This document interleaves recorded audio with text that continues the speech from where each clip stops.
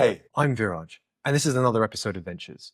I have a theory that to survive today, and possibly the next couple of years, you have to understand ideas, attention, and systems. I created these conversations to explore how to build the next generation of companies. Today, I'm speaking with Becky. As you'll hear, Becky brings brilliant balance, blending strategic thinking about talent with practical prowess from scaling teams at Facebook and Segment during their pivotal periods. In our conversation, we discussed a number of different topics. One, ditching degrees for deeper thinking. How AI native companies are abandoning the ancient requirements around education and experience to focus on system thinkers, stellar communication, and that special X factor that really helps someone thrive in total chaos. Fluency becoming the fundamental. Why mastering AI collaboration isn't merely optional anymore. It's foundational for anyone entering the workforce, and how forward-thinking companies are weaving this into their hiring process. Strategic shift in talent acquisitions. How hiring is transformed from filling headcount to forming fundamental business strategy, especially when every single hire could completely change the way that your product is built or your go-to-market approach. And lastly, the next generation for AI-powered planet. What that means to raise remarkable children who will never know a world without artificial intelligence, and how to cultivate critical thinking and curiosity when machines can manage much of the mundane reasoning. I hope you enjoy this conversation. I sure as hell did. What are we going to tell our kids, and how are we going to explain to them why AI is so important? Absolutely. I'm really, really glad to be here, and thank you so much for having me. Well, this is going to be a pleasure. I want to start at your time from Facebook to Segment to ElevenLabs. Your time at Facebook was in this hyper-growth era, and with Segment, it was a product market fit phase. And Yes. now with ElevenLabs, it's gone all the way back to startup. Why the shifts and why the changes? What have you learned throughout that process?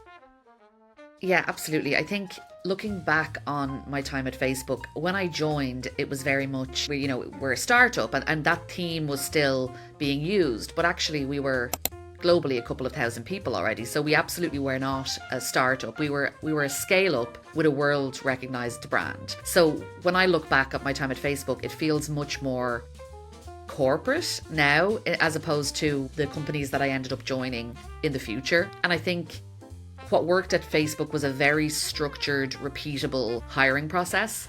It was set in stone. There wasn't much experimentation. It worked, and so it was repeatable again and again for lots of different positions. After spending, nearly 3 years at Facebook, I was getting the kind of itch to join somewhere a little bit earlier stage, because I wanted some of that chaos, and I also wanted to drive more impact in my own role.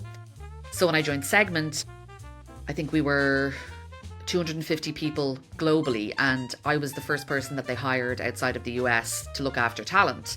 So it was like this huge responsibility going from a team of, 8 recruiters in Dublin at Facebook, but a wider team of about 200, to being a standalone person, and having to sort of join a company that had absolutely no brand in Europe and build everything from scratch. And then I suppose that ignited my passion for startups. It was chaotic, it was intense, but it was like every day was a school day, in that I feel like I learned more in my first 6 months at Segment than I probably did during my whole time at Facebook. And while I absolutely treasure that time and I've made lifelong friends, I feel as if you can only become a recruiter that can thrive in chaos. You have to go work at a startup, and a real startup where resources are limited. You have to be creative. There's no blueprint. You're building the plane as you're flying it. That kind of analogy comes up a lot because it's true. And then after that, I think, I was at one other company that was a consulting firm, after I had my first child. But other than that, it's always been startups. Just quite literally being thrown into the fire is the only way to learn, right? Absolutely. Absolutely. And I think I've been lucky to work with some amazing talent leaders, but where I've found I've probably learned the most when you are thrown into the deep end is from working with the business directly. So for me, it's been partnering with senior sales leaders or a CRO or anyone who's leading on the go-to-market side, sitting in on team meetings or stand-ups. That's enabled me to kind of connect talent to the business in a much more meaningful way. How did Facebook look at talent during your time there, compared to how you look at talent today? Yeah, it's a great question, because, when I was thinking about this over the weekend, and hindsight is always 2020, so you're in the lucky position where you can sit back and say, oh, you have the benefit of hindsight. I think Looking back, talent felt a little bit more transactional than it probably does today. We had aggressive hiring goals, and I don't remember having conversations about like, this is what the team currently looks like. Here's the strengths, here's the gaps. More strategic workforce planning. It was very much like, we have X amount of roles to fill, let's build the machine to get there. But it didn't feel like it was hugely strategic in terms of whoever we bring in, it's very crucial to what the business might look like in 6 months. Whereas now, it's just a total shift. So the people that you're hiring are people who are either going to build the product or sell the product. And it's almost like hiring is now part of the business strategy, whereas before it felt like a necessary evil. Like people were like, oh, I have to hire somebody, and it was a bit of a headache. Whereas now it feels like we have a chance to up level the team again. Is there a standout candidate you remember hiring at Facebook, and what was some of the talent that that individual had that you've been able to, that stuck with you as you've gone through Segment and now into ElevenLabs? Absolutely. And this is kind of a wild card because this was the only time I ever hired in public policy. So I ended up hiring like the European director for public policy for Facebook out of Brussels. And the person that we ended up hiring was somebody who had a background in government policy. So somebody who was very much not a tech native person who was making the transition from government, but was very passionate about social media policy. So I think back then we had a job description, and the job description was there so that we could like match it to a resume. And that was the blueprint for how we hired. But for this particular role, it was a completely new position. So while we did have things that we wanted this person to do, it was very much a role where someone needed to come in and create the blueprint themselves. And so speaking to lots of different candidates with really, really interesting backgrounds, the person that we ended up hiring on paper was somebody that wouldn't have probably stood out, government background, no tech experience. But from the first call with that person, the first interview that I had, being blown away by their ability to kind of translate pretty complex topics within policy and social media into very easy to digest forms of communication. And I knew right away that this was somebody special. And it wasn't necessarily because they'd worked in the government in Brussels, it was because of their soft skills.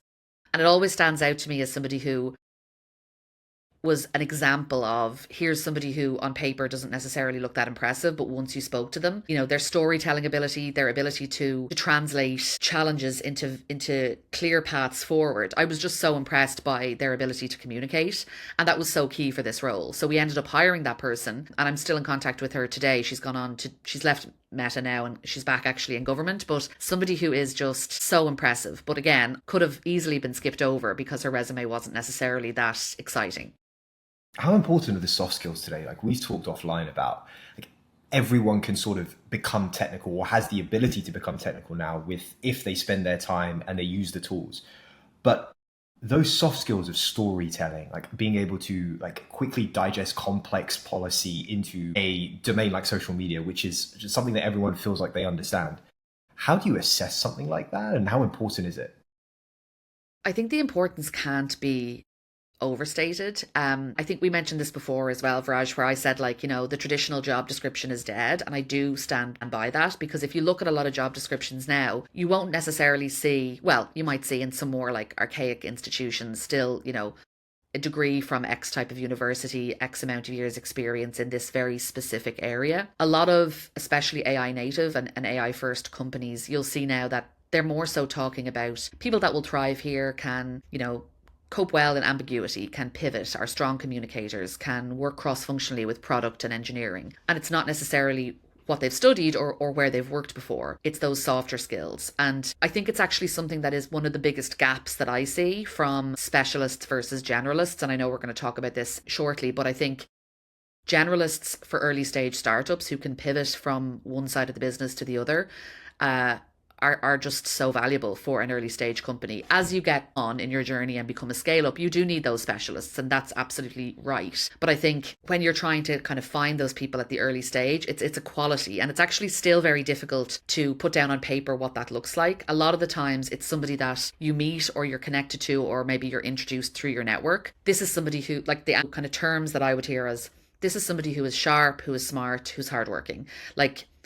And you just know from speaking to that person within the first couple of minutes, even small things down to like they really deeply understand your company, or they're really passionate about the space that you're operating in. They've done their homework, they've done their research. A lot of times, actually, and even back at Facebook and Segment, people who've worked in consulting do really well when they pivot into tech because they've gathered those types of skills. So yeah, it's difficult, and like X factor is kind of obviously a cringe term, but it is that X factor that when you just speak to somebody and you know, like, they get it. They get what we're trying to do. They understand the problems we're trying to solve. It's usually, for me, it manifests as communication.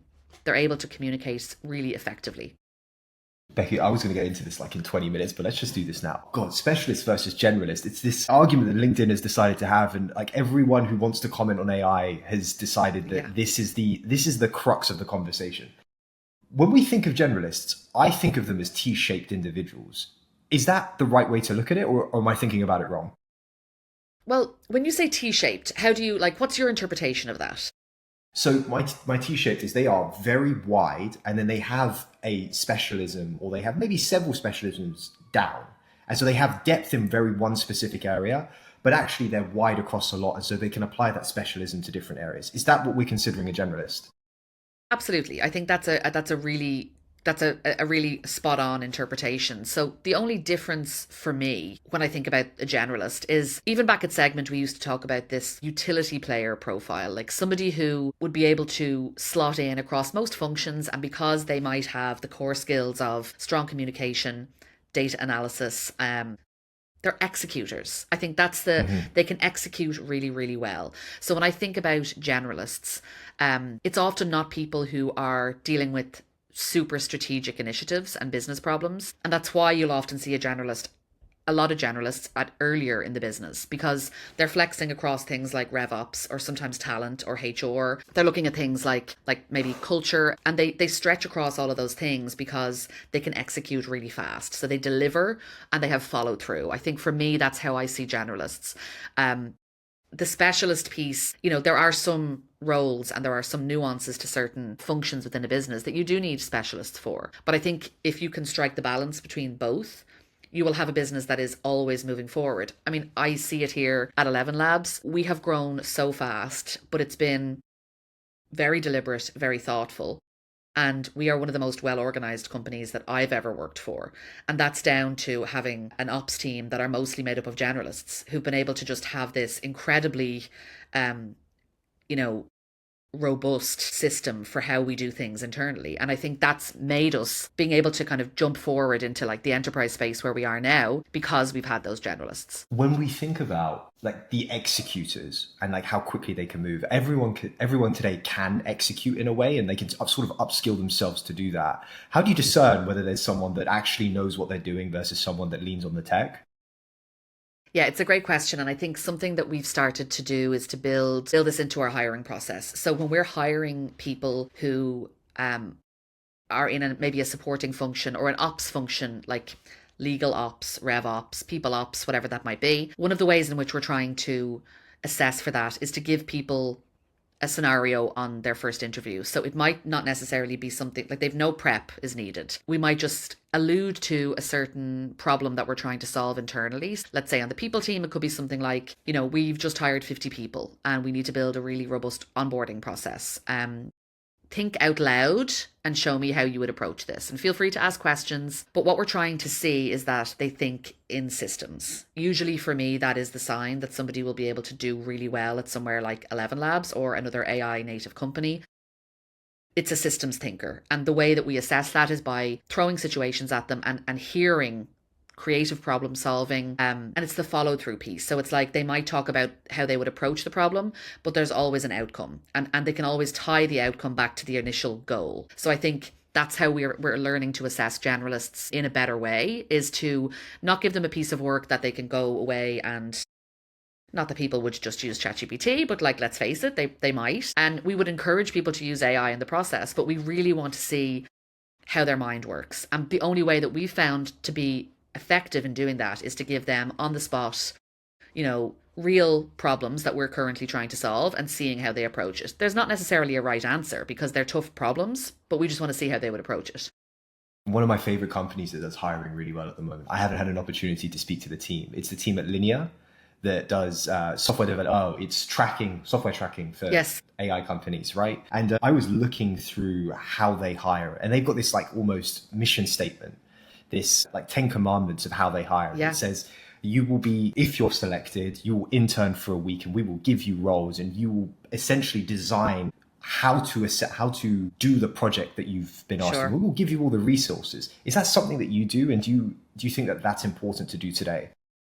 I see a lot of companies that do come and work with us for a day is like maybe their final stage. I've been involved in a process myself a couple of years ago where I did that. I did a half day at a company to kind of assess, how I would do, and it was paid. First of all, I think that any time that you're going to work for somebody for half a day, you should be compensated for it. That's the first thing. It's not scalable, in my opinion. So the resources that it takes to be able to do that, like even down to things like making sure that person has, a Slack profile, an email address, all of the bits and pieces that have to go into that, I think are absolutely fine when you're in more of a maintaining phase of your growth. Like, you're not in hyper growth, you're steady, where we're at now, it could never work. But I do see the value in it. I think you're having, you're test driving somebody, essentially you're making sure that they are who they say they are, that they can do the work that they're saying they can do. But with the growth that we experience, and I think most AI companies are experiencing, it's just not doable. I understand. I want to touch on something that I think is quite interesting. You obviously are competing against talent for some of the frontier model companies, and like an Anthropic, an OpenAI, and a Grok, a Mistral. I was in France, and so hence Yes. it's like top of mind at the moment. And why do people want to come to ElevenLabs? Do you end up having to do a lot of outreach to talent, or does talent come to you? It's both. I think we're in the very lucky position where our brand is very well respected and well loved. So just as I joined ElevenLabs, we had hosted rather a global hackathon, and it kind of started as this community event. So it was kind of for a lot of the folks that work here are involved in like AI tinkerers and those types of communities. So it was a community I've seen some event. of the output of that. It looks awesome. Super cool, right? So like we want to see people build, and someone might like vibe code something on Lovable, and then they might use ElevenLabs, and people have just created incredible things. But what started out as this sort of community initiative, it was sponsored by our investors. We had our CEO act as one of the judges, and a couple of other really interesting companies CEOs come and judge it as well. It's sort of the excitement, I think, that I could see from the community, and the way that people talk about our product is something that I haven't seen before. And I think brand and product are two different things. So you might have a really cool employer brand because you have a great employer brand marketer that does a really good job of selling the culture or talking to people, and they will share a day in the life. But really, when your product speaks for itself the way ours does, the selling isn't that difficult. It's more so the volume of applications is a huge challenge, right? Like we have sometimes applications in the thousands for one role. So we have to try and be very deliberate about how we screen for those candidates. And one of the things that we do is we build in very specific application questions. That's proven to be really helpful for us to kind of... So you have these indicators almost of what makes up a great talent. Yeah, and we have to do that early stage, because if we don't, screening 1,000 resumes takes a long time. Some of those resumes are not going to be relevant for the role that you're hiring for. So building very specific role aligned questions has been really helpful. When it comes to outreach, what's been really nice for me is that a lot of the time people will know who we are. They just might not be looking right now. But if you can convince them to jump on a call, obviously this is our job. We should be able to sell the company. But once you talk a little bit more about the specifics of their team, so if it's joining go-to-market, it's like, why is go-to-market different to any other kind of AI company that's out there at the moment? And I think we have some unique upsides here that I'm able to talk about. But it's also like, our go-to-market team and our engineering team collaborate in a way that I've never seen before. We were talking about this in our intro call. Yeah, like our go-to-market team at Segment, I used to have to try and hire technical salespeople.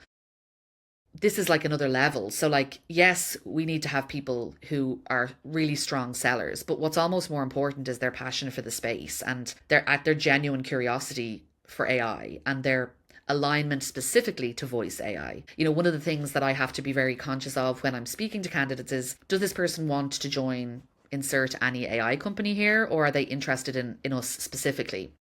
And I think that's something that when we're doing outreach becomes quickly apparent. If people are like, oh yeah, I have been interested in AI, I'd like to hear more about this, versus somebody who is AI fluency is much higher for them. They might have, a side gig or a passion project that they have built using AI, or it's like integrated into their day to day. It becomes very obvious quite quickly who those people are and who they aren't. I understand. The ability for ElevenLabs is in terms of like being able to cross over and not have to hire in technical talent from a HR perspective, from a talent perspective. I found that quite interesting. Can we talk about that a little bit? And can you explain to me why that's so useful for you?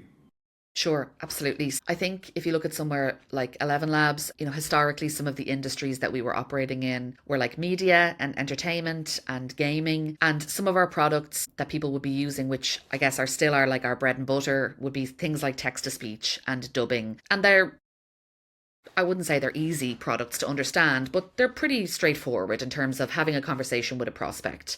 Since we've launched conversational AI and our ideal customer profile has evolved, it's expanded. So it's like we're adding to our initial ICP and now it's gotten wider. Those conversations can quite quickly become technical and quite technically complex. And so, if you're speaking to somebody who is used to working at like a very, very large organization like a Salesforce, and this is no disrespect to Salesforce, they have excellent people. Being part of an enormous sales team with a globally recognized brand that's pretty straightforward to understand is just very different to joining a really lean, efficient team where you're talking to people about, you're at the frontier of a new technology. So you're actually there to discover how you can use the product together. So it's not like you always have something that you want to sell and you're really clear about going into that conversation, this is what I'm there to sell. That is the case. But as the conversation evolves, you'll often like uncover a lot more use cases. And I think when I say technically minded, I mean people who are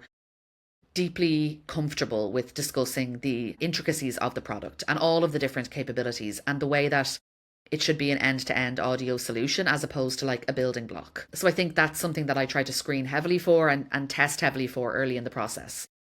You touched on being able to discern whether they are actually interested in voice and not just AI. How do you do that when it's literally the buzzword? Do you just, if they say AI, it's that actually you're doing this for clout and actually you're probably not the right fit? Is it one of those?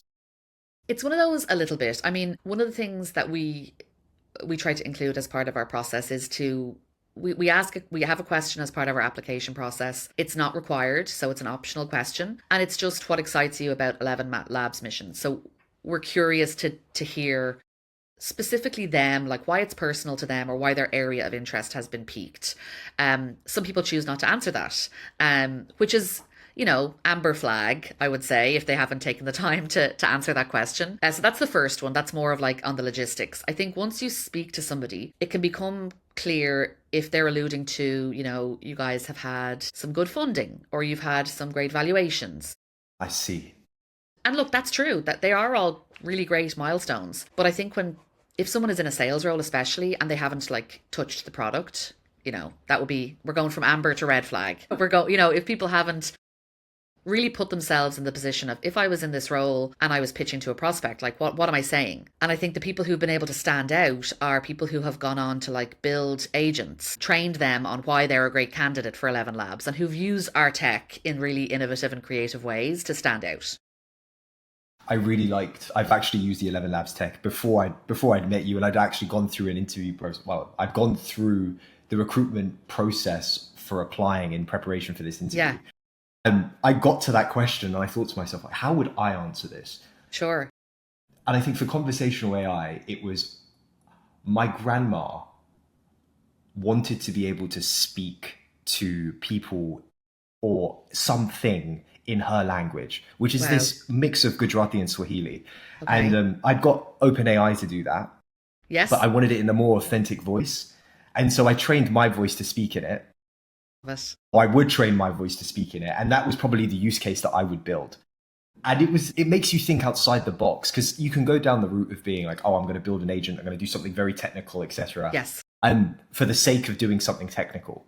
And then there's the sort of bigger picture of like, why are we doing all of this anyway? Like our end customer and who that is. You mentioned that the ICP's changed and you're moving towards enterprise, but like at the end of the day, someone's going to be touching the technology and who that is, Absolutely. right? Absolutely. And I think I love that use case of you and It's not bad. your grandma, right? It's like really special. And I think one of the things that before I had joined ElevenLabs, I had paid attention to was, I think we talked about this before, was our impact program. So our impact program is about, empowering people who have lost their voice through either illness or accident or disability to be able to communicate with their family in their own voice. So either we use really old audio from like old like video camera footage or old phone footage, we clone it, and they're able to communicate with their family in their voice. And I think it's been so emotional actually to see some of those clips of people talking to their kids in their voice that they haven't heard in years. So for me, that was like, that's something, as you said, why are we doing this? And it's the importance of voice, I think, is overlooked sometimes in the AI industry. It's a busy, noisy industry, but when we look at how it can impact voice, there are some really special and important use cases there. It's almost as if ElevenLabs is building not for today, but for a future where the medium of voice is actually more important than we even realize, right? And Absolutely. they're sort of going through the motions, the company is going through the motions of developing an incredible product to allow for that. Absolutely. 100%. Like I use Whisper Flow on a daily basis, and like voice is the medium for how I interact with my laptop now. I can't even begin to think of all of the use cases. Well, I had posted on LinkedIn this week, and when I read it back, I was like, this kind of sounds like I'm doing like a pitch for 11. And it was actually just because it's top of mind. Like when you start working in a company that is working on these things, it unlocks your sort of your creativity. And it was a very simple scenario where like I was trying to book a doctor's appointment for my daughter. My doctors, you have to ring and leave a voicemail. There's no option to speak to somebody. They have to then ring you back. They don't leave the time for me. I have to ring them back. And I was like, this would be such a better experience for everyone involved if there was an agent who was responsive, who was human-like. And you've seen some of the updates to our V3 model. I just think that people, we just get into these loops and these communication mishaps and these stressful, annoying parts of life. And it could be so much easier and it could be so much better. And I think that's where people don't really think of agents improving their experience. But that's where I, this week anyway, saw it having a big impact on like, okay, so I'm not stressed by 10 a.m. trying to book a doctor's appointment. It was a very smooth, enjoyable experience. I was in the airport on the way back from France, and you have the French announcement, or you have the airport announcement of like, this flight is this. I would have loved that to have a little more flair out of the V3 product you've just released. Yeah, like a bit more French flair. Like give me French some accent. of give me the French accent, but also give me some of the nuances that you will only find in France. Absolutely. Yeah, like and I think that's so cool. That human, like, I mean, with V3 it's like, whisper, or like the laugh now is just so much more natural. It's crazy to listen to it. I think like, we did an event recently where one of our AEs, we use her voice actually a lot. So she's part of our voice library, and we kind of asked people to listen to both, her speaking, her real voice, and her voice clone. And they couldn't tell the difference, which is just, insane. I couldn't tell the difference out of I saw a lot of the social clips that Alec had made coming out, and just side by side, which one's which. And you sit there and you think to yourself, I can't genuinely tell the difference. Yeah. If I listen really hard, I know. Yes. But we don't spend our time listening really hard on a day-to-day basis. And so it gets us 99% of the way there, which I think is amazing. Yeah, absolutely. I want to switch gears slightly, and I want to talk about AI fluency and a little bit on the independent thinking that comes with that. You mentioned that you look for independent thinking when hiring at ElevenLabs. What does that mean exactly? And could you just break that down for me? Absolutely. I think it's very top of mind for me, especially this week, because you may or may not have seen that the CEO of Zapier basically put out, his kind of manifesto on AI fluency is now baseline for any existing employees and any new hires that they're going to bring into the business. It's inspired us to have a lot of conversations internally about how we are assessing AI fluency. So it's people understand the space that we're in. They understand voice AI. They can speak about it really well with prospects. But how are we actually using it internally as a business? So how are we using it in people, in talent, in ops? And I think people right now are reserved about, AI replacing jobs. They're concerned about that. From what I've seen during these conversations is that we don't want to see AI as replacing a job or a function, but it is adding a teammate. Like that's the way that it started to be seen internally for us. Augmentation almost. Absolutely, absolutely. And I think that's why understanding AI, understanding how, prompt engineering, understanding how to build agents, you want them to take the admin so that you can focus on the stuff that only the humans can do. Like that's the point. You're freed up to do more deep thinking, more focused work, more strategic work because you're not doing the admin. So it should, in fact, elevate your performance as an individual. So when I think about AI fluency, I'm starting to ask people how they use AI. Like how do you use AI currently at work? Do you use it in your personal life? How would you sort of rate your AI fluency level? Would you say it's beginner? Would you say you're quite competent? It's another way for us to start thinking about if someone joins, yes, they're going to be able to do the job, but will they be able to also think of things like how we can automate, how we can, elevate the way that we work internally? Are there better ways for us to work by using our own technology or other AI workflows? So it's starting to become a really important part of the hiring process. And how does independent thinking come into that? Is it because that an individual must realize that to be fluent, I have to find a way to use these products in my daily basis? Spot on. Like that's it really. I think it's the Is it awareness. is someone born with that, or can they actually learn it? I think somebody can absolutely learn that. I mean, I would say this is not like my natural habitat of thinking, my approach, but I think it's the responsiveness to this. I mean, I've seen, and I'm sure you've seen yourself, like AI being compared to like this is as transformational as like electricity, or this will totally change the world of work, and it's not going to be in 10 years. It's going to be in a year or two. Even then, there'll be a huge shift.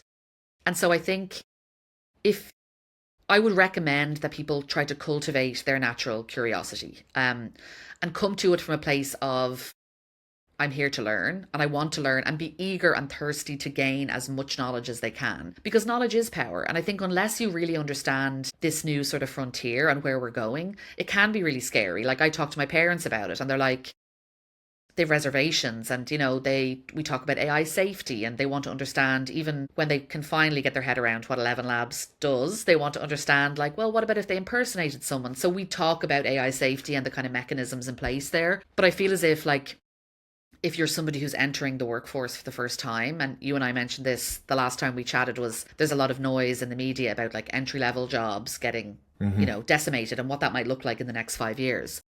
And I think now for people who are coming in, graduating college and coming in for their first job, it's not optional to be like, oh yeah, like I should look at that AI stuff. It's foundational. They have to be looking at everything with an AI lens, because this is our new way of working. So it's not maybe coming, it's here. Like we're already behind. So now I would say to cultivate independent thinking or systems thinking, there's so much free content out there available. Like even look at like the OpenAI Academy. They open source a lot of learning for free. There's a ton of resources out there, but it's about awareness and curiosity.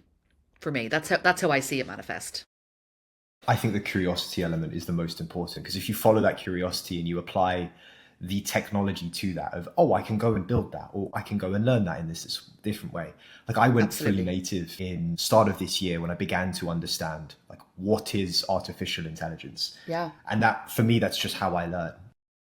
And then I realized that actually that's not how I need to learn anymore, because Yeah. I have knowledge, I have this intelligence that's the average of human thinking, literally at my fingertips. Yeah. In a way that I could answer any question ever.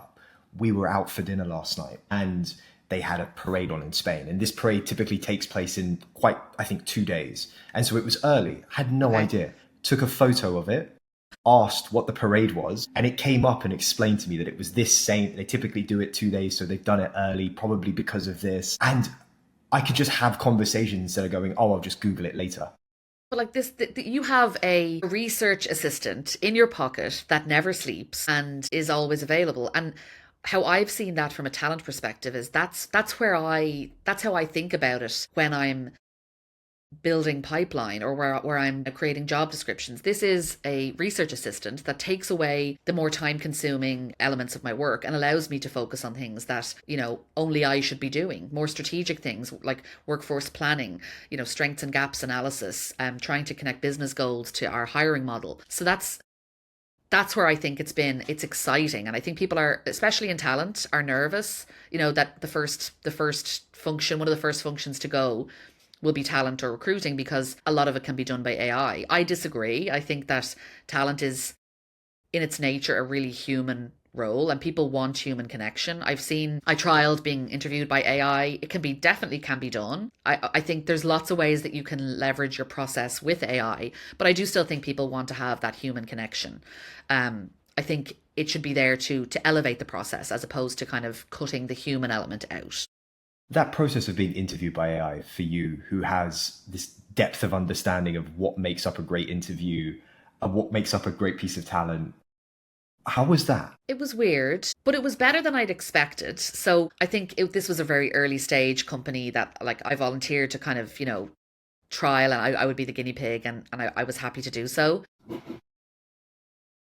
So, like, the nuance of, like, I think sometimes, especially now with interviews, there's things like body language. There's things that maybe aren't said in a conversation. There are things that are alluded to that are a lot more telling than what's actually said. And I think that does require Mm-hmm. a human's emotional intelligence to be able to assess. So I think when I went through the process, it was fine. And it asked questions, and it kind of would say, "Oh, that's like a really great answer." It was fine. But, like, it was early days. Who knows where it'll get to? But I think that emotional intelligence piece that is needed from a judgment perspective, or even just the awareness of certain companies. Like, you can train an AI to say, like, these companies are great, but, like, there's anecdotes and, market research that would only I might know. So yeah, I think there's a far way to go with AI running interviews.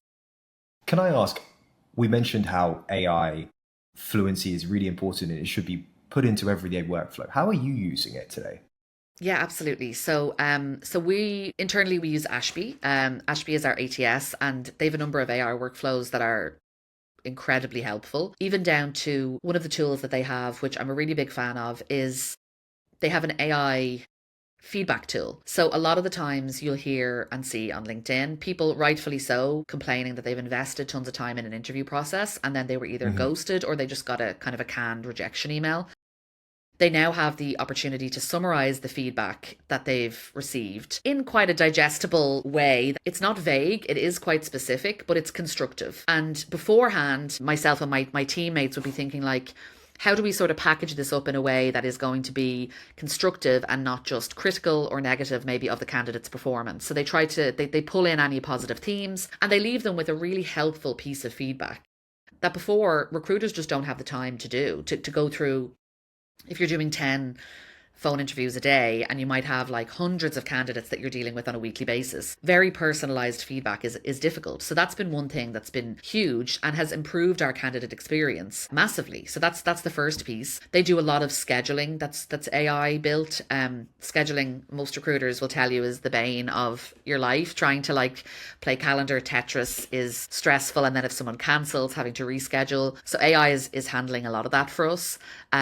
One of the things that I think I mentioned to you before, that myself and my teammate Oscar are building, is like a talent assistant. So we're using ElevenLabs tech. We're building an agent and training it on, I guess you could say, like, candidate FAQs. And the goal is that we send this to somebody when they book in a first round interview, and they call the agent and they might ask them to tell me more about ElevenLabs culture, and what can I expect from the hiring process? What does the go-to-market team look like today? What are some recent product updates? What are some recent, so the reason that we're trying to do this is because a lot of the time on that first call, 15 minutes can be spent, especially if it's an outbound candidate, on pitching the company or answering questions that can be answered ahead of time. And the goal here is that if the candidate has already kind of gone through the pretty generic, let's say, high level questions, we can spend more time really digging into their suitability and alignment for ElevenLabs. Of course, we still are very happy to answer questions, role specific questions on the call, but the talent assistant is there so that as well, I think, they feel more prepared, because you can send documents and you can send use cases, but using our technology, I think, is the best way to understand, okay, like, this is what the product looks like. This is what I could be selling.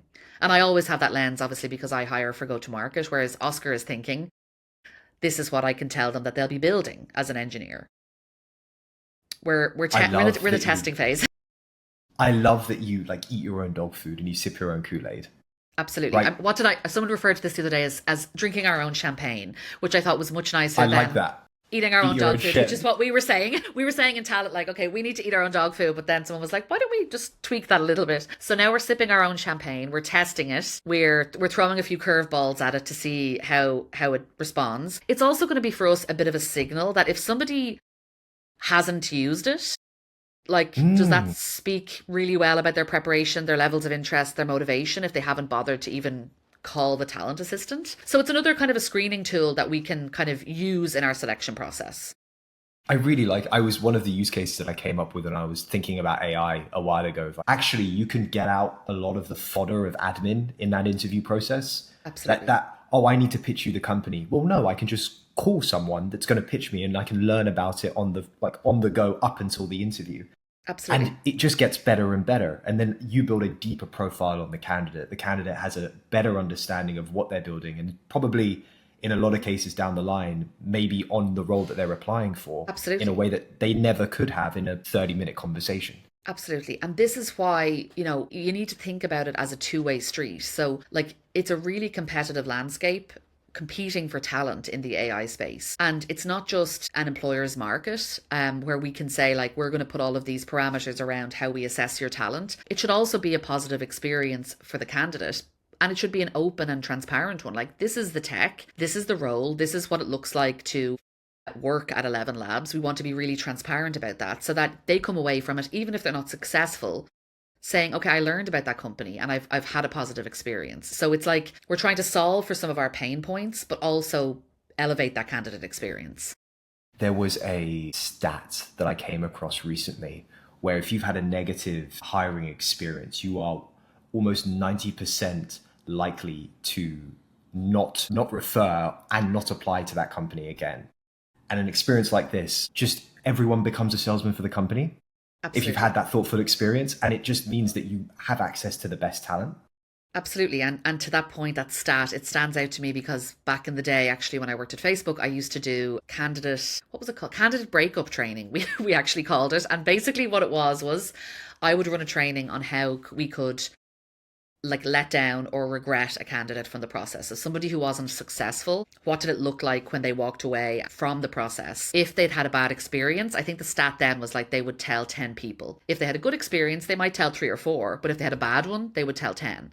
So, if you look at things like, I think people still very much do use sites like Glassdoor, although the UI, I don't know. The general. I don't know why we use Glassdoor anymore, to be honest with you. It Sorry, doesn't make Glassdoor. sense. I'm sorry, Glassdoor, but it's horrendous. Great concept. I think we just need to bring it forward to the 21st century. Absolutely. Yes, I totally agree. But you still look at that, you still see people going on, leaving feedback on our interviews. You have employees leaving reviews. I think there's, other things like Blind and a few other different community-based initiatives now that, like, even on Reddit, you see people sharing interview feedback now. But I do think that, like, it can't be just because this is such a competitive and everybody would like to work in AI. Well, not everybody, but a lot of people. We still need to be mindful of the fact that, like, we have a brand to uphold and we're wanting to respect the fact that people have invested time in speaking with us. So it should be a good experience. I have to ask, in breakup training for hiring, Yeah. what are the nuances of that? I think it's more what not to do. So it's obviously, I see some horror stories on LinkedIn about just candidates being ghosted after investing weeks of their time or doing a project or, putting a 30, 60, 90-day plan together and then never hearing from the company. So I think that the sort of parameters that I always try to work to is, especially if you're regretting somebody and you're saying, like, we're not going to move forward, it should be as timely as possible. Like, you shouldn't leave people waiting for weeks. Now, sometimes that's beyond your control because there are other people moving through the process. But when it can be timely, I think that's probably the number one, is to try and do it as quickly as possible. Your feedback should be thoughtful. I think it's challenging for people in talent because and I have had cases in my own career where people can interpret feedback very personally.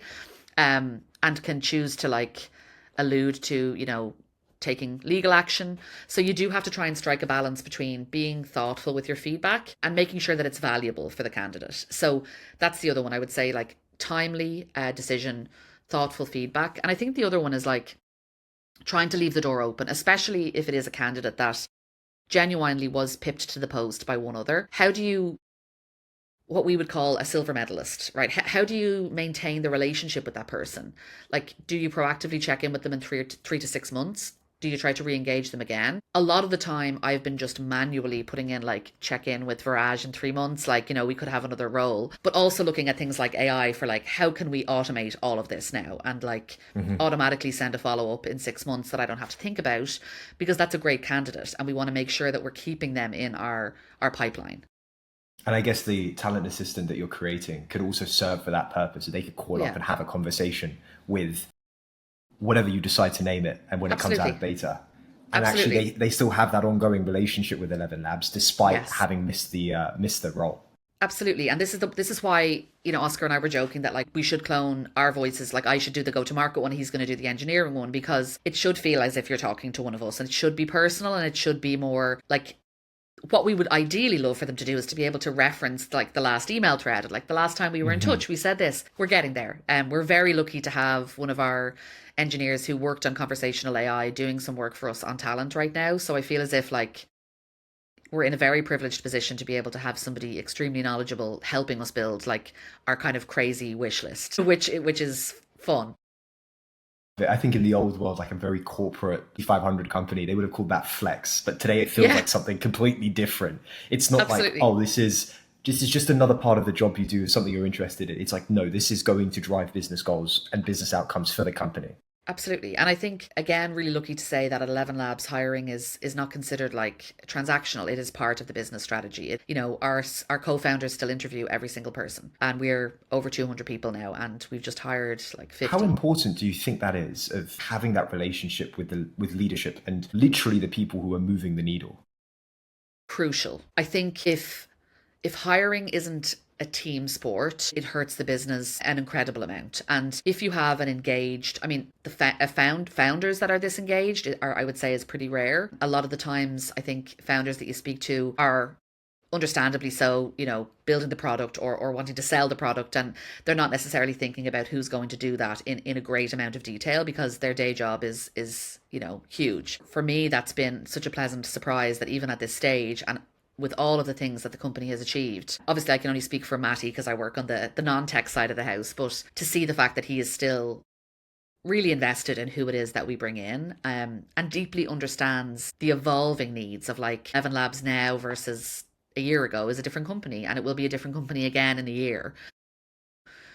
I think it's crucial, and I think it has to be, like, we're a very flat organization, as I mentioned. We don't have titles here internally, but that kind of hiring... I love that. Yeah. One of my favorite things at the moment. It genuinely, it takes the ego out of the equation, right? Like, obviously, I'm sure there are leaders within each team. There are performance managers and people leaders.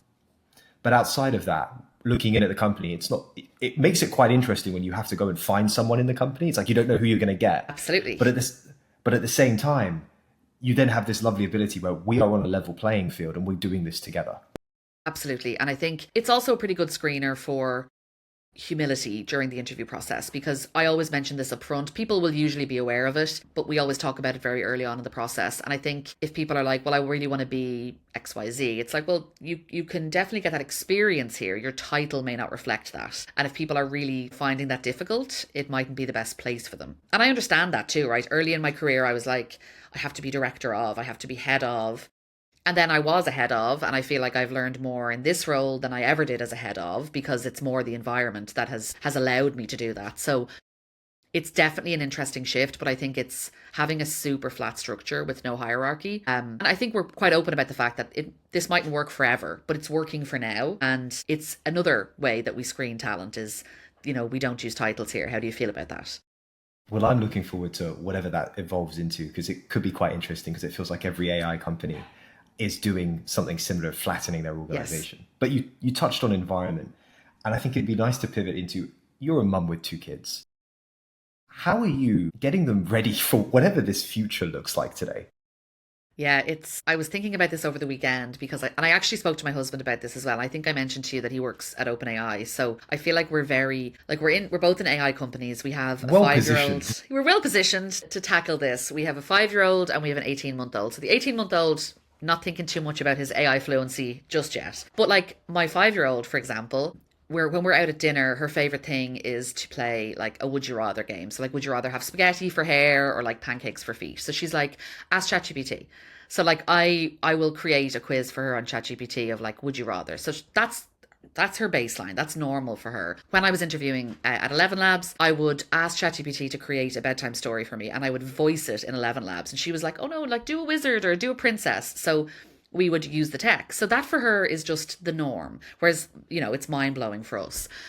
And I think, I was speaking to my husband about this, and I was reflecting on like my own career. Like my first job was in a kids playing party center, hosting parties for feral groups of children, throwing chicken nuggets at my head. And I was kind of thinking, what will their first jobs look like? I still would love them to work at the supermarket across the road like I did. What will it mean for those types of jobs? Like, will there be robots doing those types of jobs in 10 years? Like, it's very difficult to predict. But I think because this generation of parents are kind of conscious of things like screen time, right, and social media, so that's been top of mind for quite a while now. I would love to move away from a world of screen time and have like an AI native household where like, yes, AI is embedded in all of the things that we do and that we use, but again, it's there to like make our family time better. It's there for, it's used as a tool. I think when I think about how they will prepare for the workforce, I'm kind of like, it's so difficult to predict because a year from now, I feel like it's difficult to say what it's going to look like. But I do think that I'm more so interested in using AI to kind of unlock their creative problem solving and their ethical awareness of how it's used in the world and what it means for them and us as a family. But I am very curious to see, what their first jobs will be and how that'll look for them. For Indy especially, she's 5, so like maybe her first job is in 10 years' time. What's that going to look like? So it's trying to like prepare them, but still like really focusing on the fact that like, human first, AI second, but like how do we harness AI to like improve our family time and our connection time and our, that's the way I'm trying to think about it. I've got a 5-year-old cousin. I think she's 5. Yeah, she's just turned 5. And one of the things that I'm talking around her parents with is I've noticed it within myself. You can outsource a lot of the thinking, right? And if you don't have an understanding of how to think, you can Yes. sort of lean on this tech really Absolutely. well to do a lot of baseline thinking, but it's the average of humanity at this moment in Yes. time, unless you really know how to prompt it well, which most people don't. Do you have that problem as well of I'm scared that my daughter isn't going to know how to think? I think like when I'm reading things, and we talked a little bit about this as well before, is like there's a lot of like, what was the term that I read the other day? It's like basically like the doomsday crier for AI, right? There's a lot of negative press, and you hear a lot about the kind of concerns and the things that we need to be thinking about. And what I try to cultivate in my kids, and I mean this is really basic, but like we read books together every night, and I try to encourage my kids to question me on things. Like I try to build an environment in our home where like my word is not final. Like they can say why or why do we have to do that or like why do you think that way? I think I love how you're bringing your daughter up with first principle thinking. absolutely. Like this is the thing. It's like I love that's it. exactly I it. love And it. it's so funny because my husband and I were saying we're such geeks because I was like, we're actually operating from first principles in our parenting. Like, are we now I parodies of love it. AI? Yeah. But I want her to question me. I want to have this scenario where like, sometimes she'll ask a question and I'll say, "What do you think?" And I'm trying to actually cultivate her critical thinking. She's 5, but this is important because you look at school now, you look at college, you look at university. What is that landscape going to look like as AI continues to evolve? The education space in general will likely be transformed. And so while I have her at home and, attending primary school where they're still, using pencils and they're still practicing their ABCs to actually build her critical thinking skills and not just always say, this is the answer or let me help you. It's like, well, why don't you try it first? I'm trying to build her problem solving skills from the age of 5. It's very top of mind for me. Do you feel that with her use of the technology and like if she's riffing with OpenAI or ChatGPT or Claude or any of these other products, ElevenLabs and tinkering almost Yeah. with these systems, with these products, do you feel like it compounds a certain type of personality? Have you noticed that in her? It's a great question. She is Indy is very, very assertive and she is not a shy kid. And so what I've seen when I've seen her use the technology, and even the way she's like speaking to, like, we called some agents and I was like, okay, pretend you're interviewing at ElevenLabs. Now, what questions are you going to ask? Just to see how it'll respond. I feel as if she's very confident with it. And I think the reason that she's very confident with it is because she doesn't know any different. So it's like the way when maybe we would have grown up and mobile phones, like I'm showing my age here, but mobile phones would start, you had your first Nokia 3210 and like, the brick phones and stuff. The brick phones. That was all new for us. And we were like, oh my God, you can like play Snake on this and it's incredible. But like, because this is almost happening earlier in her life, she's only 5, she'll never know any different. She won't know the world without this technology, without these tools. So I think it's about, again, I come back to that kind of ethical awareness and like the usage piece. AI isn't there to replace playing with your friends on the green. AI is there to like suggest games that you can play with your friends on the green. So trying to make sure that we have that distinction.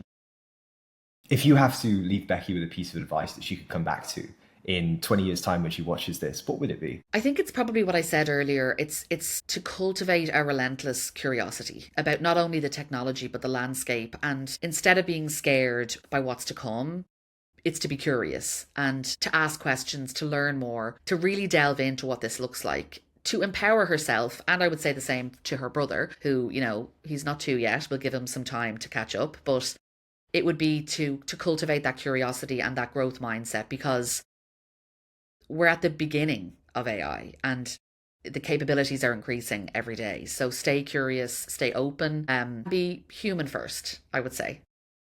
I love that.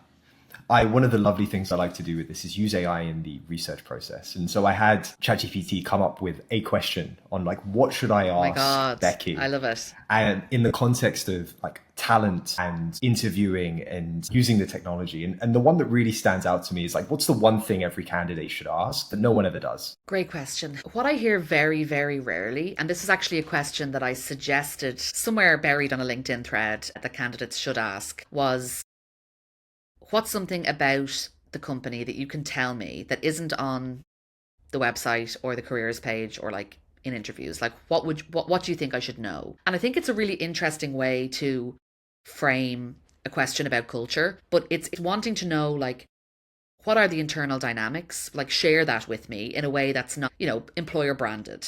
Like, tell me something about the company that I can't find on the career site or in the job spec, or, on the product page. And I think that the very odd times that I've had questions like that, it's shown to me that the candidate is thoughtful. And I think coming away from an interview, one of the biggest takeaways I'll often have is, and I'll put it in my feedback, is asked very thoughtful questions. It's just a really good signal that the candidate thinks in a certain way that's beyond maybe the typical, and that's always a good thing. I love that. Becky, this has been genuinely a wonderful conversation. Thank you. I've learned a lot about just hiring and people. So I appreciate your time. And I'm looking forward to doing this again. We'll have to go, like there was a conversation we had off camera about building a talent team and what that looks like. But we'll save that for another time. Next time. Thank you. Next time, Thank you. definitely. Thank you so much for having me. It was a pleasure.